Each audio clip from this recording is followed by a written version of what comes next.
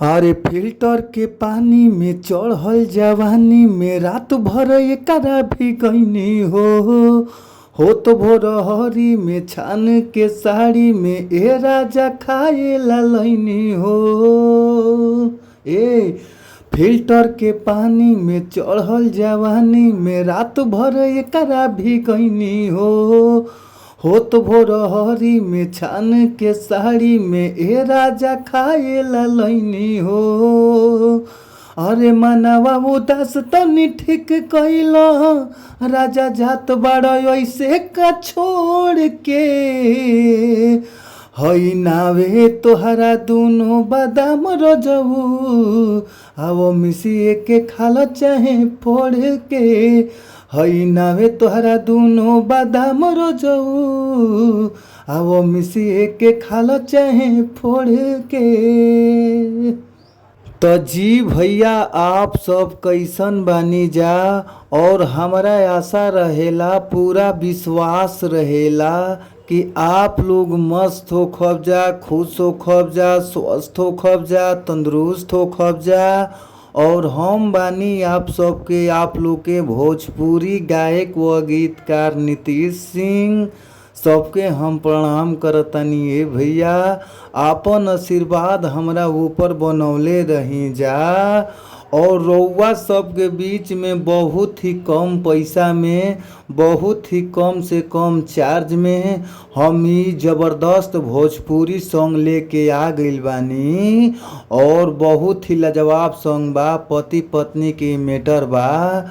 तो भैया हो हमरा पूरा विश्वास बा कि अगर ई गाना के रउआ सब अच्छा से म्यूजिक बनवा के अच्छा से स्टूडियो में गायकी कर देतानी जा तो हमारा 100% आशा बा कि गाना जरूर बाजी।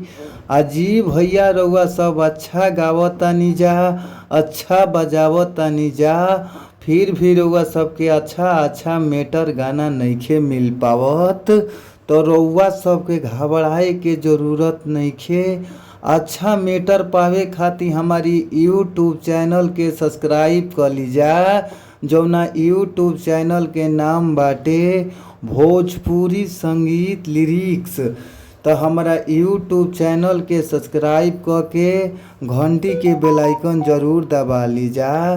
काहे से कि घंटी के बेल आइकन दबा लेब जा तो कोनो भी वीडियो कोनो भी गाना अपना चैनल के माध्यम से छोड़तानी तो सबसे पहले नोटिफिकेशन रउआ सबके सामने पहुंच जाई। तो आई जा हमनी के सीधे सीधे चलल जा मुखड़ा के ओर। मुखड़ा के कैसे गावे के बा, कौना भाव में, आई जा सुनल जा। कहे के भाव बा, अरे फिल्टर के पानी में चढ़ल जवानी में रात भर एकरा भी गईनी हो तो भोरहरी में छान के साड़ी में ए राजा खाए ला लैनी हो। अरे फिल्टर के पानी में चढ़ल जवानी में रात भर एकरा भी गईनी हो तो भोरहरी में छान के साड़ी में ए राजा खाए ला लैनी हो। अरे मनवा उदास तनी ठीक कैल राजा जात बड़ ऐसे का छोड़ के हई नावे तोहरा दोनों बादाम रजऊ आवो मिसिए के खाल चाहे फोड़ के हई नावे तहरा दोनों बादाम रजऊ आवो मिसिए के खाल चाहे फोड़ के। तो जी भैया अगर ई मीटर अच्छा लागता, मस्त लागता तो फुल सॉन्ग लेवे खातिर स्क्रीन पर नंबर बा, नंबर नोट कर लीजा 98 350 77 203। एक बार और नंबर नोट कर ली 98 350 77 203। आप लोग ई नंबर पर कॉल करी जा। कॉल कैला पर बहुत ही कम से कम चार्ज में रउआ सबके गाना मिल जाई। तो ज़रूर कॉल करी, फिर मिलल जाई नेक्स्ट वीडियो में यानी अगला वीडियो में। तब तक खातिर bye bye, thank you so much, धन्यवाद।